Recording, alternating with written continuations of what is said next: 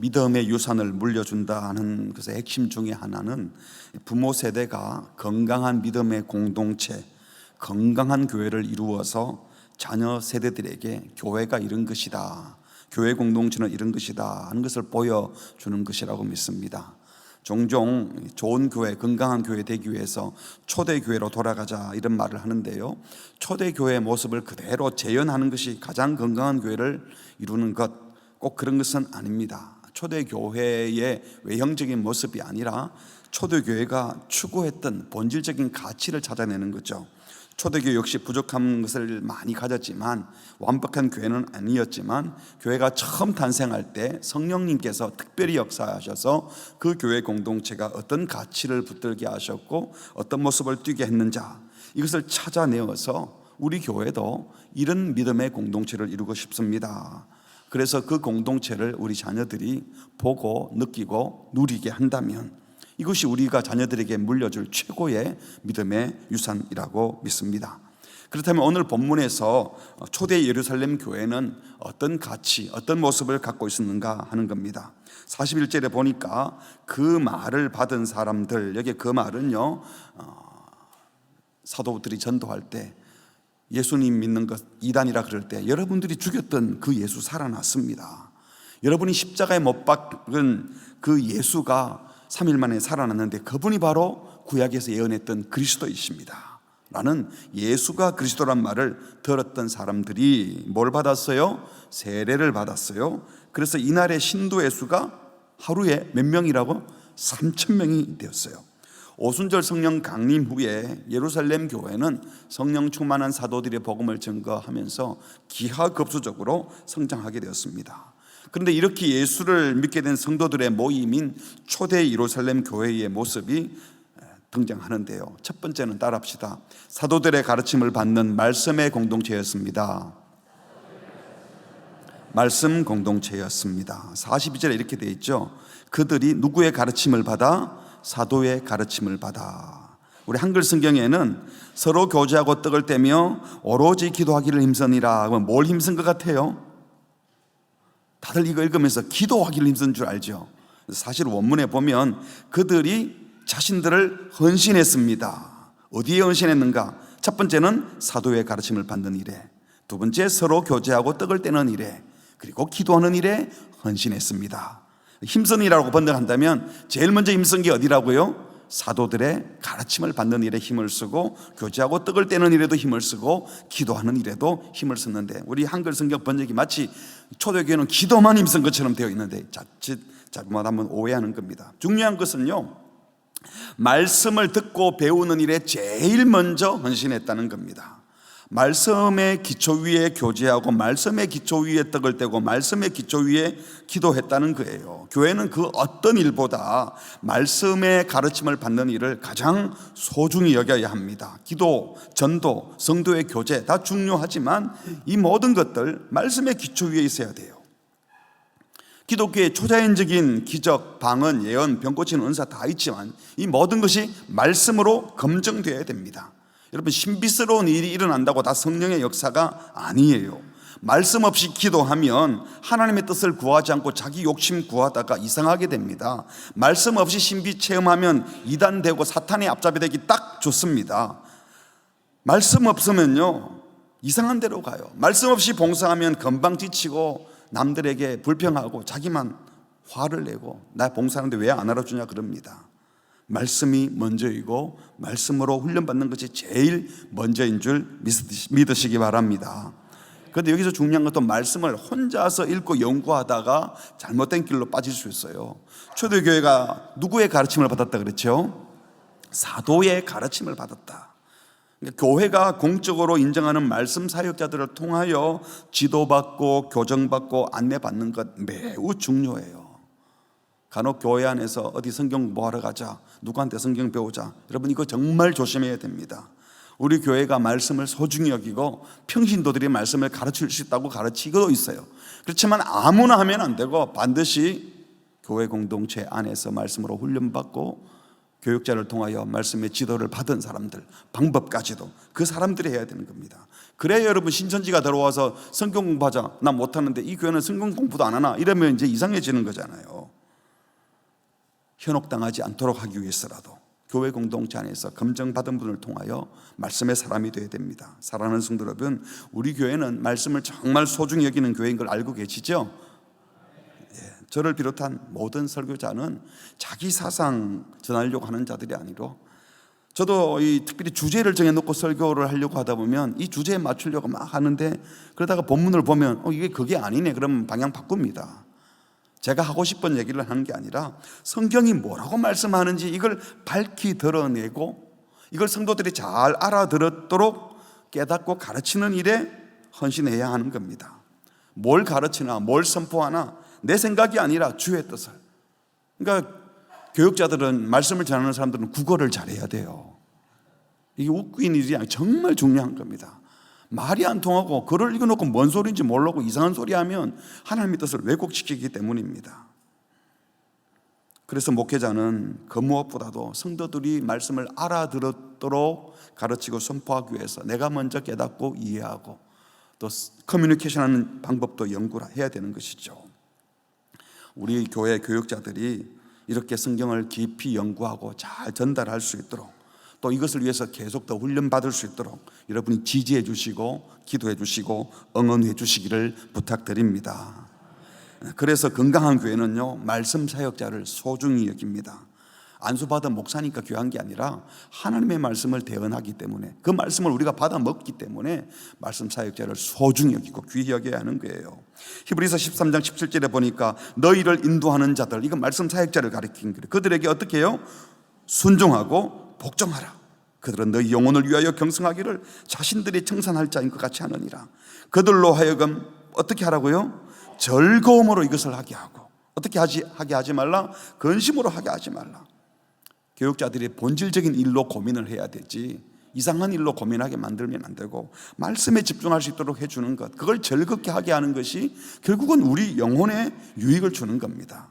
디모데전서 5장 17절 같이 읽겠습니다. 시작. 잘 다스리는 장로들은 배나 존경할 자로 알되 말씀과 가르침에 수고하는 이들에게는 더욱 그리할 것이니라. 여기 잘 다스리는 장로들, 사실은 목회자를 가리키죠. 성도들을 목회하고 말씀을 가르치는, 지도하는 장로들이 있는데, 이들을 배나 존경할 자로 알지만 그 가운데서도 말씀 사역자, 말씀으로 가르치는 장로님들에게는 더욱더 그리해라. 우리 교회의 장로님들이 사실은 다 목양하는 분들입니다. 성경의 가르침에 따르면 영혼을 돌보는 일이 최우선적인 일이에요. 그런데 목회자는 영혼을 돌보면서 동시에 말씀 사역도 함께하는 분들이라는 겁니다. 여러분, 말씀 사역자들을 마음으로 존중해 주시기 바랍니다. 함부로 대하지 마십시오. 그거는 왜 아멘 안 해요? 저한테는 물론이지만 우리 젊은 사역자들, 또 여러분보다도 이제는 교회가 나이가 들면 어른들이 많잖아요. 사역자들은 계속 젊은 분들이 오세요. 처음에는 형이었는데 나중에는 친구가 되고 좀 있으면 동생이 되고 나중에는 아들이 옵니다. 그렇지 않습니까? 저도 처음에 왔을 때 아들이었어요. 어리다고 가볍게 대하고 우습게 대하면 손해보는 것은 우리 자신이에요. 나이와 상관없이. 또 사역자들이라도 연수에 따라서 인격이 부족할 수 있습니다. 그렇지만 말씀 사역자로 부름받았으면 그들이 그 인격이 부족해도 계속 성숙할 수 있도록 지지하고 존중해 주시는 것이 결국은 우리를 위하는 일인 것이라고 믿습니다. 그래서 동시에 이런 말씀을 듣고 있는 사역자들은 야, 이제 내 마음대로 살아야 되겠다, 이런 사람 아무도 없을 겁니다. 이런 말씀을 들으면 사역자들은 오히려 더 마음이 무겁고 더 진지해지고 하나님의 말씀을 대하는 자로 거룩한 부담을 갖게 될 거예요. 저도 다른 게 스트레스가 되는 게 아니라 이 말씀을 가르쳐야 되고 말씀을 전해야 된다는 것, 이것이 큰 부담이잖아요. 자기는 못하면서 또 해야 되나? 또 내가 못한다고 그냥 내 하는 만큼만 설교하면 성도들을 어떻게 만드나? 이 갈등이 큰 겁니다. 그러나 이런 갈등 자체가 교회를 건강하게 만들어가는 것입니다. 디모데후서 2장 15절에 보니까 이건 사역자들이 들을 말씀들이거든요. 그러나 같이 읽겠습니다. 시작. 너는 진리의 말씀을 옳게 분별하며 일꾼으로 인정된 자로 자신을 하나님 앞에 드리기를 힘쓰라. 이 말씀대로 우리 교회는 말씀을 가르치고 배우는 일을 소중히 여길 뿐만 아니라 그 사역을 하는 분도 말씀을 옳게 분별하는 것이 너무나 소중한 줄 알고 그것과 함께 인정받는 일꾼 되도록 자기를 드리는 그런 사역자, 그런 교회 되기를 주의 이름으로 축복합니다. 이것이 우리가 물려줘야 될 유산이에요. 말씀 사역자 함부로 대하지 마라. 말씀을 소중히 여기라. 이 유산 꼭 물려줄 수 있기를 바랍니다. 두 번째로 오늘 5가지 할 겁니다. 언제쯤 끝나나 그냥 너무 5개 합니다. 두 번째, 같이 하겠습니다. 시작. 모이기를 힘쓰는 교회 공동체였습니다. 42절에 보니까요, 그들이 사도의 가르침을 받고 뭐 했어요? 교제하고 떡을 뗐다. 서로 교제하고 떡을 뗐다. 이러려면 모여야 가능하죠. 안 모이는데 어떻게 교제합니까? 46절에서도 날마다 마음을 같이하여 성전에 뭘 힘썼어요? 모이기를 힘썼다. 여기에 성전에 모이는 것은 공예배를 위함이었다면 또 어디서 모였어요? 집에서 떡을 떼며 기쁨과 순전한 마음으로 식사를 했어요. 이것은 가정에서 음식을 나누며 교제하는 소그룹 모임, 우리 교회 같으면 다락방 모임 같은 것을 말하는 거죠.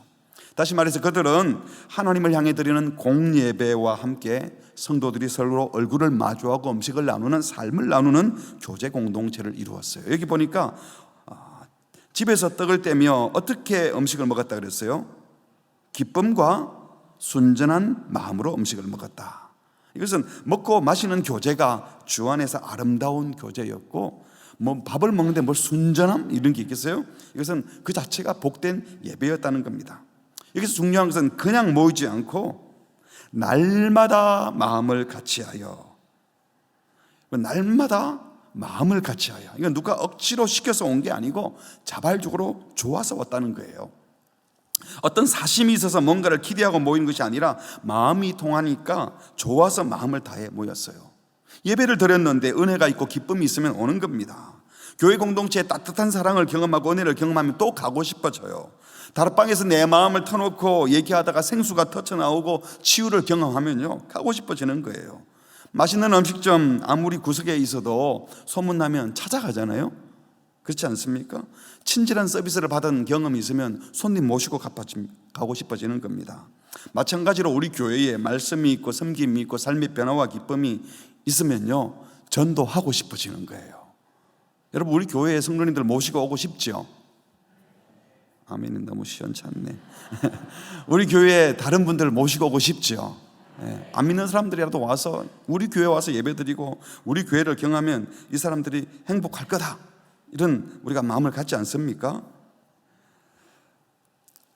사람이 좋아서, 공동체가 좋아서, 말씀이 좋아서, 기쁨으로, 순전함으로, 자기가 좋으면 새벽에도 찾아오고 수요일도 찾아오고.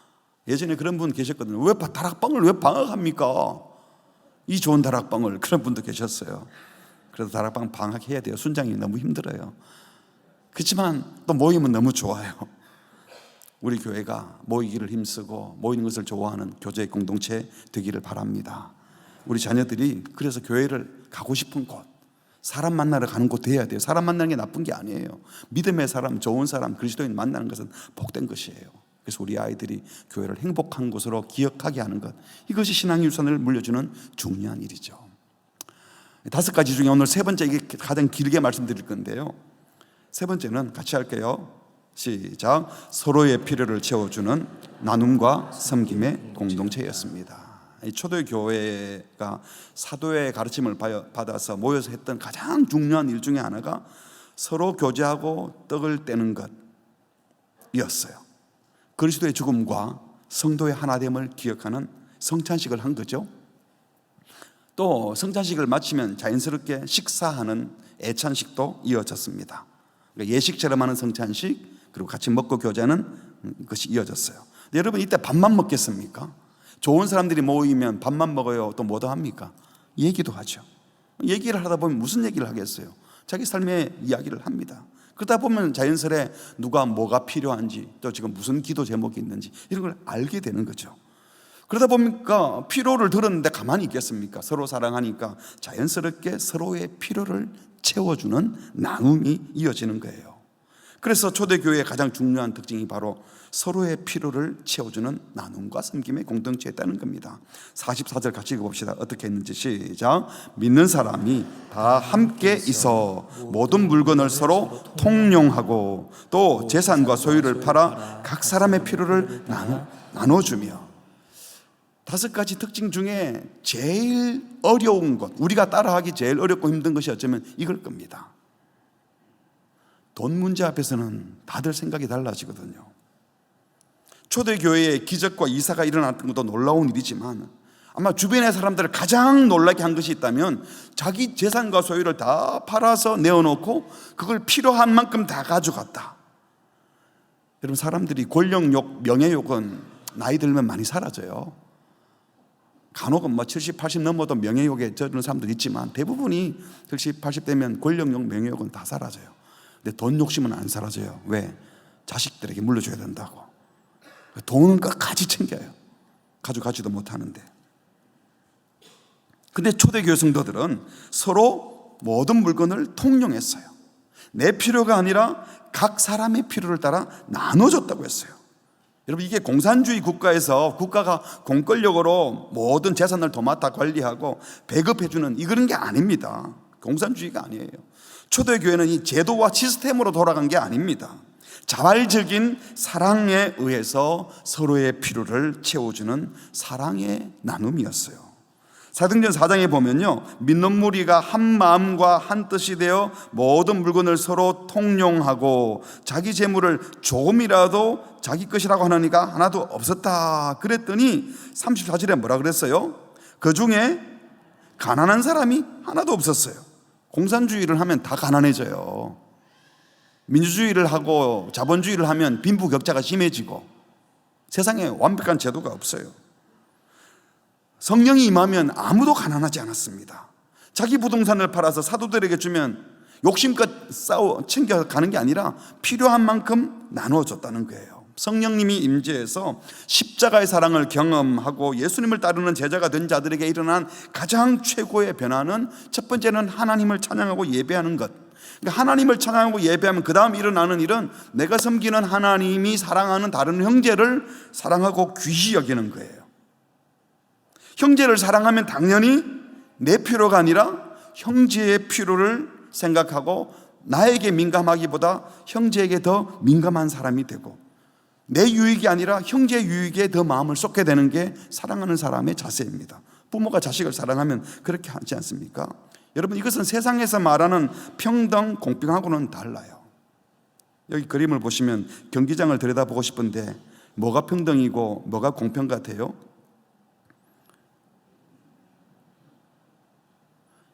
민주사회에서는요, 자유와 함께 평등을 강조합니다. 똑같이 줘야 된다. 기회를 똑같이 주고 능력껏 살라는 거 아닙니까? 이게 왼쪽 그림이에요. 저게 똑같이 나눠줬대요. 자기가 열심히 한 만큼 보상을 받으라는 거예요. 그러나 각 사람마다 기능과 능력이 다른데, 그래서 오른쪽처럼 각 사람에게 필요한 만큼 채워져서 함께 경기를 관람하게 하는 것이 공평이다. 이렇게 시중에 떠도는 얘기입니다. 그래서 왼쪽은 평등, 오른쪽은 공평. 근데 현실은 어떻습니까? 그 다음 그림을 보시면요, 능력 있는 사람은 하늘 치솟아 올라가서 얼굴도 안 보여요. 지금 힘없는 사람은, 왼쪽의 아이는 땅바닥 땅 파고 밑에 가 있어. 지금 빈부의 격차가 심각해지는 거죠. 민주사회는 사실 이런 자유민주주의, 자본주의는 이렇게 만듭니다. 사실 현실이잖아요 지금. 그런데 어떤 사람은, 그 다음 그림을 한번 보시면요, 혁명을 해서 이 펜스를 없애버려야 된다. 담장을 치워버렸어요. 제도를 바꾸고 시스템을 고쳐야 된다. 근데 여러분, 여전히 그래도 경기장 안에서 돈 내고 앉아서 보는 사람이 있고 경기장 밖에서 서서 이렇게 멀리서 보는 사람, 이것도 차등이 있잖아요. 이 그림 하나로 뭘 다 설명할 수는 없어요. 이런 그림 이런저런 소개를 하는데 분명한 것, 현실은 뭐냐? 자기가 알아서 자기 것 못 챙기면 바보 된다. 지 밥그릇 지가 챙겨야 된다. 이런 말이 그냥 통속적인 말로 되어 있지요. 여러분도 혹시 자녀들이 그런 말 한 적 없어요? 네 밥그릇은 네가 챙겨야지. 누가 챙겨주노? 이런 말 하지 마시기 바랍니다. 그러면 맨날 자기 밥그릇 챙기는 사람 되는 거예요. 근데 초대교회 상황도 다르지 않았습니다. 죄인들이 사는 세상에는 늘 불평등, 불공평, 그래서 늘 억울하다, 나만 손해봤다, 그런 사회였습니다. 그 시절에도 빈부격차가 아주 심했습니다. 근데 그 상황에서 교회가 함께 공유하고 통용하고 각 사람의 필요를 따라 나눠주려고 했습니다. 세상은 공평을 강조하지만 교회는 공평을 말하는 것이 아니라 핵심은 아무도 부족함이 없어야 한다는 겁니다. 사람마다 필요가 다르기 때문에 각 사람의 필요에 따라 나눠줘야 한다고 한 겁니다. 예수님을 만나고 성령의 은혜를 받으면 이 일을 사모하고 추구하는 겁니다. 마태복음 20장에 보면요, 주인이 포도원 품꾼을 불러가지고, 여기 인력시장입니다. 보라색 옷 입은 사람이 포도원 주인이에요. 주인이 직접 나와서, 보통은 4인 시키는데 직접 나와서 하루 일당 주고 일할 사람 이제 찾고 있어요. 하루 한 데나리온을 약속하고 품꾼들을 들여다보는데 새벽 6시에, 또 어떤 사람은 오전 9시에, 어떤 사람은 정오 12시에, 어떤 사람은 오후 3시에, 그리고 마지막 한 사람은 오늘은 일 못하겠다 했는데 오후 5시에. 그래서 일하러 보냈어요. 모두들 열심히 일을 했습니다. 6시부터 온 사람은 몇 시간 일했겠습니까? 6시까지 일하면, 오후 6시까지 일하면 하루 종일 12시간 일했어요. 그 다음 사람은 9시간, 그 다음 사람은 6시간, 그 다음 사람은 3시간, 마지막 5시에 온 사람은 1시간밖에 일 못했어요. 열심히 일하면서도 아침부터 온 친구는 오늘 하루 일당 다 벌어간다. 그런데 1시간밖에 일 못하게 된 사람은 그래도 1시간이라도 일한 게 고맙긴 하지, 그래도 하루 종일 놀다가 이제 뭐 얼마나 받아가겠나, 이러고 일했을 거예요. 근데 오후 6시쯤 되니까 주인이 자, 오늘 그만합시다 하고 일을 마무리합니다. 그리고 주인이 직접 급료를 나누어 줍니다. 12시간 일한 사람에게 한 데나리온 탁 주니까 기쁘게 받아요. 나는 제대로 받았다. 근데 그 다음 사람 9시간 일한 사람이 또 한 데나리온, 6시간 일한 사람도 또 한 데나리온, 3시간 일한 사람에게도 또 한 데나리온, 5시에 들어와서 1시간밖에 일 안 했는데 또 한 데나리온을 주는 거예요. 여러분, 이 얘기를 들으면서 주인이 너무 좋다 이런 생각이 듭니까? 아니면 이건 아니지라는 생각이 듭니까? 솔직하게 말해보세요. 여러분 속에 누가 들어가 계시나? 여러분, 여기 한 데나리온은요, 당시 노동자 하루 품삯입니다. 4인 가족 기준으로 뭐인지 6인 가족 기준인지 모르지만 노동자가 하루 일해서 아버지가 벌어가면 한 가족이 먹고 살 돈이에요. 초대교회 성도들이 각자의 필요를 따라 나눠준 원리가 바로 이겁니다. 일한 만큼이 아니라 무슨 만큼? 각자에게 필요한 만큼 준 거예요. 그 사람들이 일 안 하려고 한 것도 아니잖아요. 일하려고 나왔는데 뽑히지 못했던 걸 뿐이었거든요. 이게 바로 하나님 나라 질서였고 초대교회 성도들의 질서였습니다. 근데 이 상황에 12시간 일했던 품꾼이요, 마태복음 20장 11절에 보면요, 포도원 주인을 원망합니다. 왜요? 부당하다는 거예요. 받아들일 수 없다는 겁니다. 여러분, 주인이 약속을 어긴 겁니까? 약속 어긴 거 아니잖아요. 약속한 대로 한 대로 줬어요. 자기가 받을 돈 못 받았나요? 아니죠. 왜 화가 났습니까? 본문에 보면 이렇게 적혀 있어요.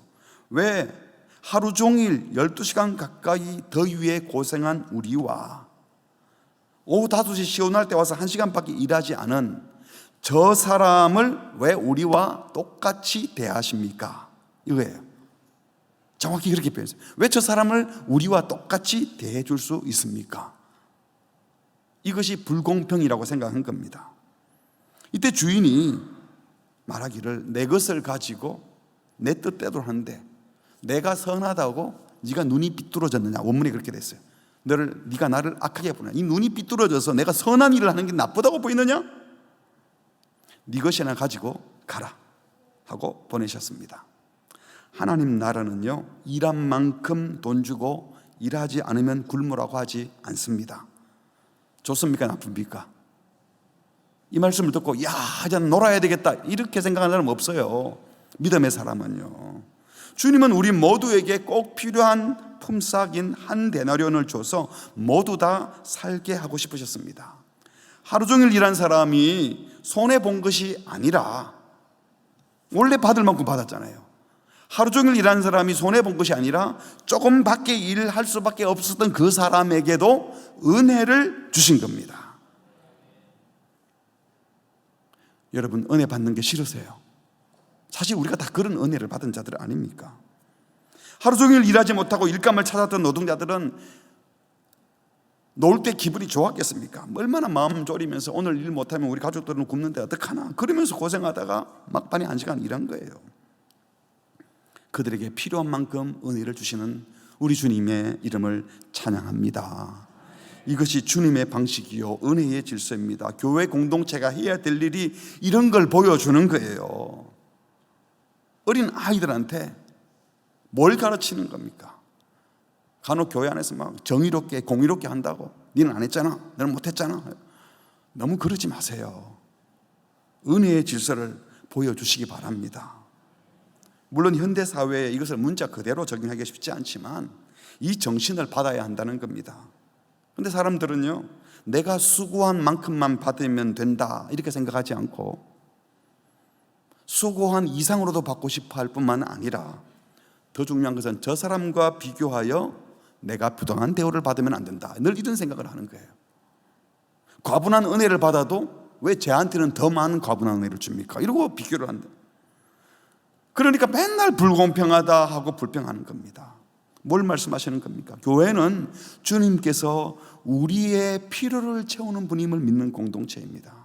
그래서 나의 욕심을 채우는 것이 아니라 각 사람의 필요를 따라 나눠주는 섬김의 공동체인 겁니다. 하나님은 오늘 저와 여러분에게도 똑같이 건강한 사람에게나 건강하지 못한 사람에게나 오늘 밑에 밥 먹으러 가면 똑같이 국밥 한 그릇 드립니다. 장로님은 3그릇, 목사는 5그릇, 아이들은 반 그릇. 그렇지 않잖아요. 어떻게 먹습니까 우리가 지금?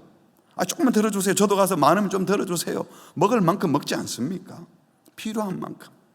하루를 열심히 살았던 사람이나 살고 싶은데 그렇지 못한 사람이나 똑같이 먹을 양식을 주시고 마실 산소와 물을 주시고 필요한 만큼 잠도 자게 해주는 것이 교회 공동체여야 됩니다. 여러분, 집에서 돈 못 벌어오는 자식 밥 안 주는 가정이 있습니까? 니는 돈 못 벌어오니까 나중에 먹어라, 한 달 굶다가 나중에 돈 벌어오면 먹어라, 그런 사람은 없어요. 공부 못하면 잠 안 재웁니까? 가족이라면 살아가는데 꼭 필요한 것은 기본적으로 다 제공해요. 가족 중에 장애가 있거나 병이 들어 누워있어서 전혀 생산활동을 할 수 없어요. 그러면 가치가 떨어지는 인간입니까? 그렇게 생각하면 하나님의 사람이 아니에요. 오히려 더 관심을 갖고 하나님께서 나는 건강한데 내 옆에 건강치 못한 사람이 있게 한 것은 주님이 나를 믿고 같이 가라고 보내주신 주님의 사람이고 주님이 내게 주신 은혜인 줄 알고 섬겨야 하는 겁니다. 기본적인 필요를 넘어서는 일, 기본적인 필요를 넘어서 어떤 사람이 좀 더 많은 감당할 능력을 주셔요. 그거는 자기 먹고 자기 주머니 채우라고 준 게 아니고 책임 있게 사용하라고 주신 거예요.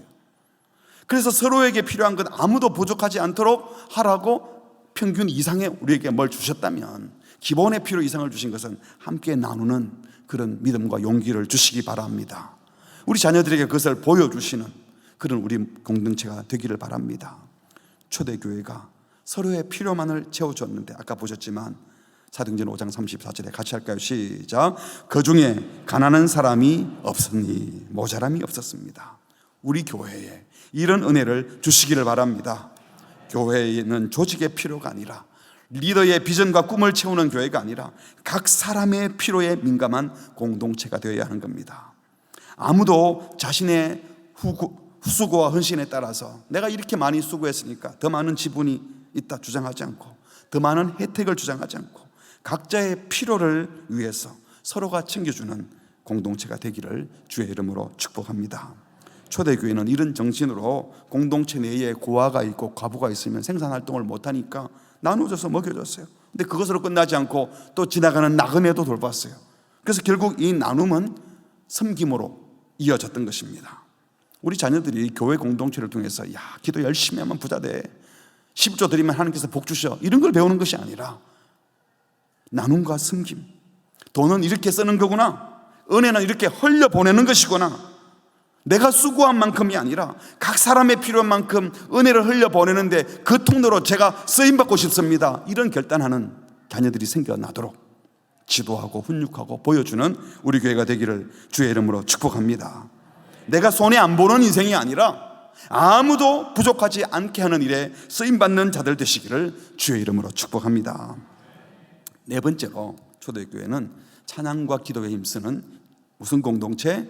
예배 공동체였습니다. 42절 다시 보시면 그들이 사도의 가르침을 받아 서로 교제하고 떡을 떼며 어디에 힘썼다? 기도하기를 힘썼다. 초대교회가 기도하기에 힘썼어요. 사도의 가르침을 받는 일에도 힘쓰고, 교회가 태동할 때 마가다락방에 120문도가 모여서 뭘 했습니까? 사도행전 1장 14절에 보니까 더불어 마음을 같이하여 오로지 기도에 힘썼다. 또 47절에 보니까 본문 47절에 하나님을 찬미하며 라고 했어요. 모여서 하나님을 찬양하는 일에 전심을 다했습니다. 초대교회는 찬양하고 기도하는 공동체, 바로 예배 드리는 공동체였습니다.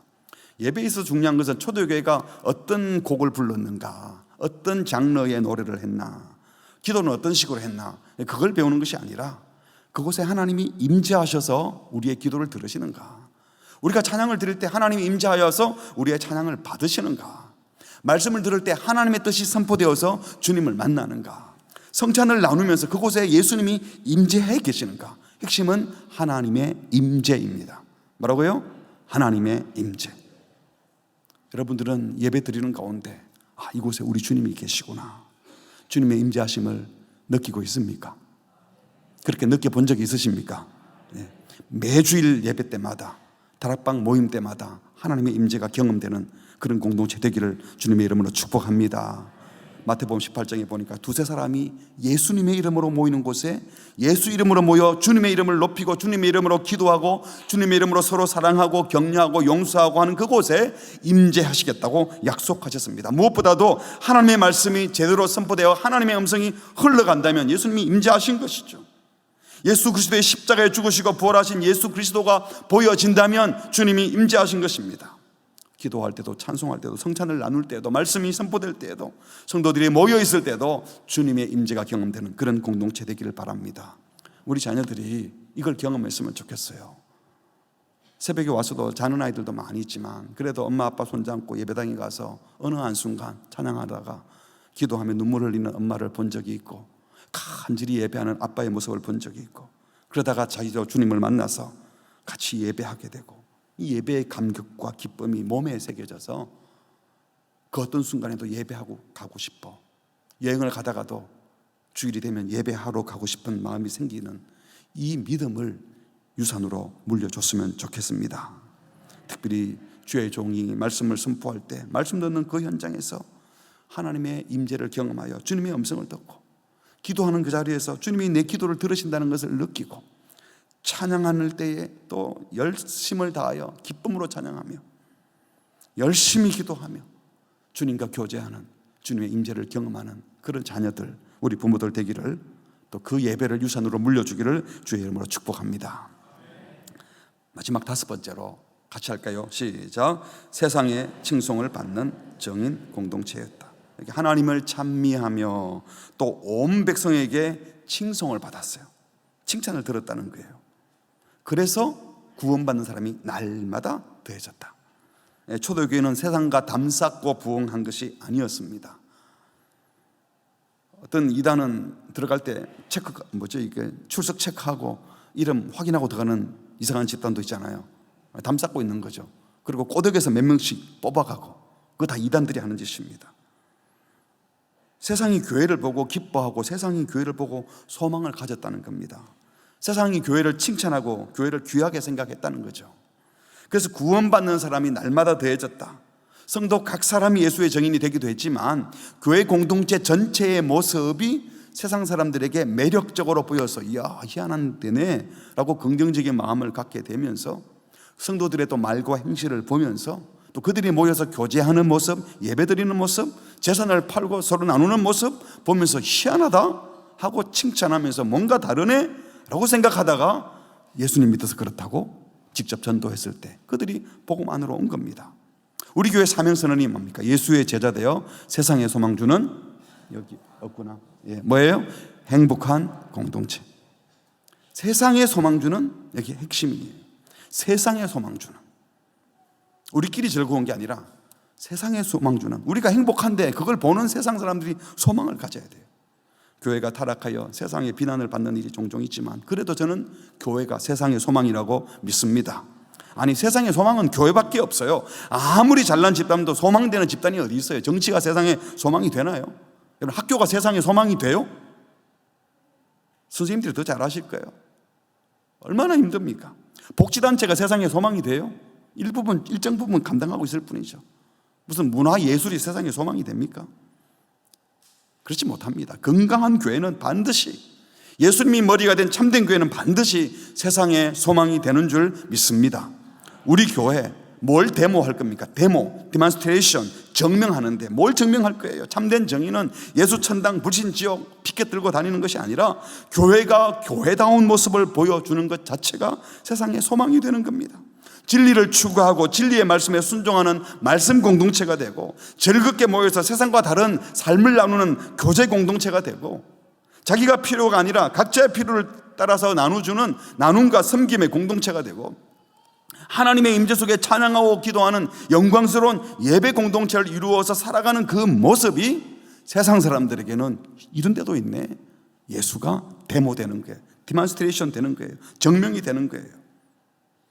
세속적인 것을 많이 가져서 세상 사람들이, 야, 저 교회는 대단한 교회야, 그 교회는 누구도 있고 뭐 어떤 사람도 있고, 그 교회는 돈도 엄청 많대, 땅도 넓대, 뭐 해서 돈 벌었어? 이거는 소망이 되는 게 아니라 부러움의 대상이 되거나 욕먹을 대상이 됩니다. 여러분, 우리 교회가 세상에 부러움을 사는 교회가 아니라, 그래, 교회는 저래야 돼, 저래야 세상이 달라지지, 야, 저런 교회도 있네, 그래, 저런 교회가 맞아, 저게 진짜 교회일 거야.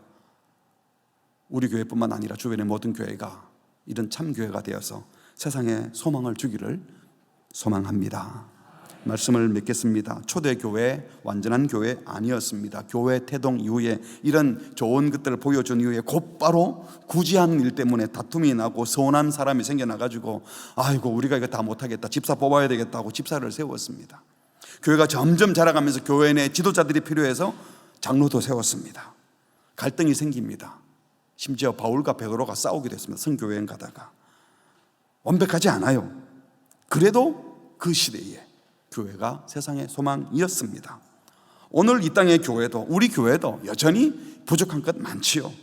하지만 우리가 진심으로 우리 교회의 머리는 예수님이십니다, 우리는 주님을 예배합니다 라고 고백하고 추구하면 세상에 참된 교회를, 세상에 소망 주는 참된 교회를 이루면 이것이 우리 자녀들에게 최고의 유산이 되는 줄 믿습니다.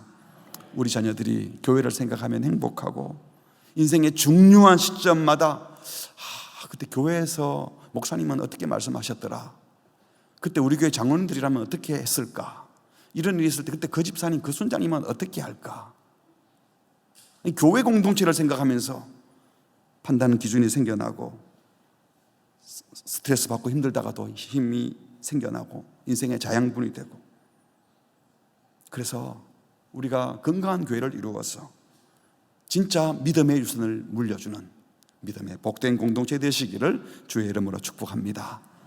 우리 함께 찬양하겠습니다. 진정한 예배가 숨쉬는 교회, 주님이 주인 되시는 교회. 오늘 설교했던 말씀의 내용이 다 담겨 있는 것 같아요. 함께 고백하겠습니다. 진정한 예배가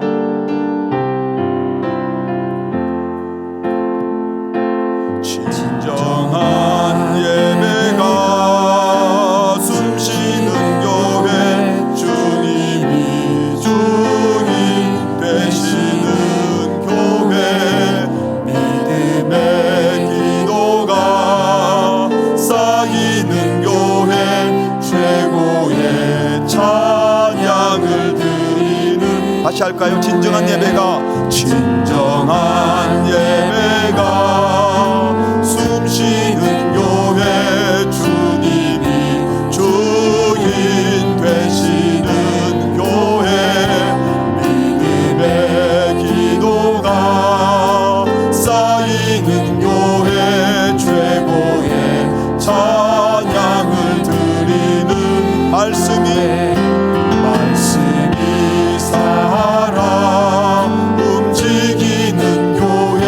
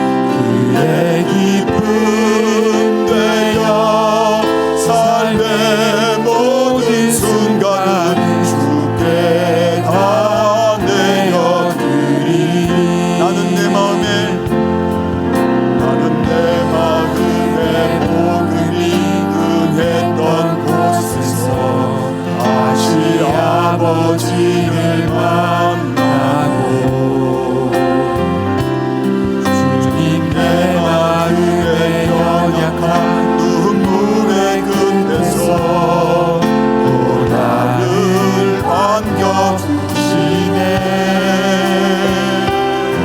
작다 생각했던 그의 부르심 다시 나를 회복해 하시네. 다시 일어나 주를 예배함이 내 모든 기쁨이 그의 기쁨 되어 삶의 모든 순간 주께 다 내어 더 높은 소리로 다시 일어나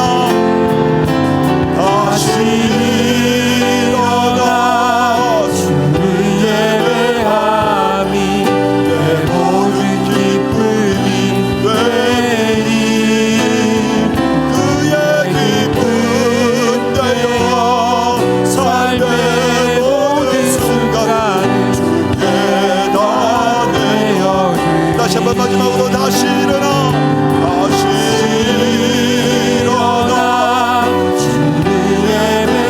예배함이 내 모든 기쁨이 됩니다. 기쁨 되어 삶의 모든 순간을 주께 다 내어드리. 앞에 있는 기도의 내용을 같이 읽으면서 기도하도록 하겠습니다. 자막 보여주시죠. 다 함께 읽으면서 기도하겠습니다. 우리 교회가 세상의 가치에 매몰되지 않고 말씀을 붙드는 교회, 말씀으로 훈련하는 교회 되게 하옵소서. 주님의 살과 피를 나눈 형제 자매들이 한몸된 교제를 이루는 교회가 되게 하옵소서. 자기 피로 자기 욕심이 아니라 서로의 필요를 채워주고 은혜를 흘려보내는 나눔과 섬김의 공동체가 되게 하옵소서. 하나님의 임재가 있는 살아있는 예배를 드리는 교회가 되게 하옵소서. 우리끼리 행복한 교회가 아니라 세상으로부터 칭찬 듣고 세상에 주님을 증거하는 정인 공동체가 되게 하옵소서. 예수의 제자 되어 세상에 소망 주는 행복한 공동체가 되게 하시고 자녀들에게 행복한 공동체를 신앙의 유산으로 물려주게 하옵소서. 오늘 말씀을 생각하면서 방금 기도 제목 내용을 생각하면서 주님 이런 교회 되게 하시고 내가 이런 교회를 이루는 데 쓰임받게 하시고 이 가치를 내 개인의 가치, 우리 가정의 가치, 교회의 가치와 함께 붙들고 우리 자녀 세대들에게 정말 복된 이것을 물려줄 수 있도록 주여 은혜를 주옵소서. 주여 은혜를 주옵소서. 함께 기도하겠습니다. 주여 오늘 우리에게도 말씀을 주셔서 우리가 어떤 공동체를 이어야 될지 어떤 삶을 살아야 될지 말씀하시니 감사합니다. 주님 은혜를 베풀어 주시옵소서. 우리 마음속에 찾아와 주시고 주님 주를 붙들게 하여 주시옵소서. 주를 생각하는 마음을 가질 수 있도록 주님 도와주시옵소서. 우리가 세상의 가치에 매몰되지 않고 주의 말씀을 붙드는 교회가 되게 하시고 말씀으로 훈련받는 교회가 되게 하여 주시옵소서. 주님의 살과 피를 나누는 교자매들이 한몸된 교제를 이루는 교회가 되게 하시고 내 필요만 아니라 내 욕심이 아니라 주님의 원하는 기쁨 주님의 필요를 채워주는 교회가 될 수 있도록 주여 은혜를 베풀어 주시옵소서. 하나님이 오늘 하나님 간절히 구하는 모든 종들에게 함께 해주시옵소서. 하나님의 임재가 있는 살아있는 예배를 드리게 하여 주시옵소서. 한몸 되는 교회를 이루게 하여 주시옵소서. 끊임없이 말씀으로 변화된 훈련을 하게 하여 주시옵소서. 복음을 증거하는 자가 되게 하시고 섬기는 자들이 되게 하여 주시옵소서.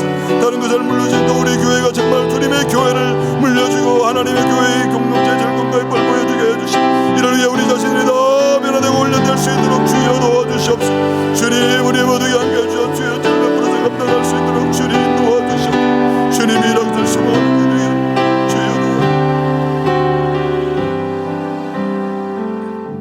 하나님 아버지 믿음의 유산을 물려주는 믿음의 공동체가 되려고 지난 2주간 함께 말씀 듣고 함께 주님을 향하여 나아가게 하신 것 인하여 감사합니다. 우리가 가정에서 우리 자녀들에게 신앙을 유산으로 물려주어야 하지만 동시에 교회 공동체가 함께 우리 자녀 세대에게 공동체가 무엇인지, 믿음이 무엇인지, 예배가 무엇이고 돈은 어떻게 쓰고 어떻게 사용하는 것인지, 어떻게 버는 것인지, 사랑은 어떻게 하고 용서는 어떻게 하는 것인지 우리가 삶으로 우리의 교회의 모습으로 보여주게 하여 주시옵소서.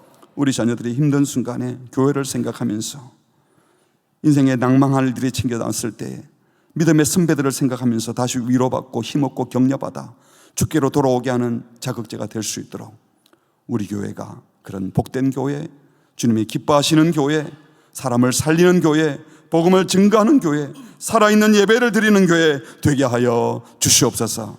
아무도 자기 욕구 채우기 위해서 예배드리지 않고 자기 욕망을 위해서 기도하지 아니하고 각 사람의 필요를 채워주고 주의 뜻을 이루어 드리기 위하여 기도하고 예배하고 섬기는 우리 모두 되게 하여 주시옵소서. 우리 신앙의 유산이, 우리 교회 공동체의 복된 모습들이 우리 자녀들에게 참으로 귀한 믿음의 유산 되게 하여 주시옵소서. 이 모든 말씀 예수 그리스도의 이름으로 기도합니다. 아멘.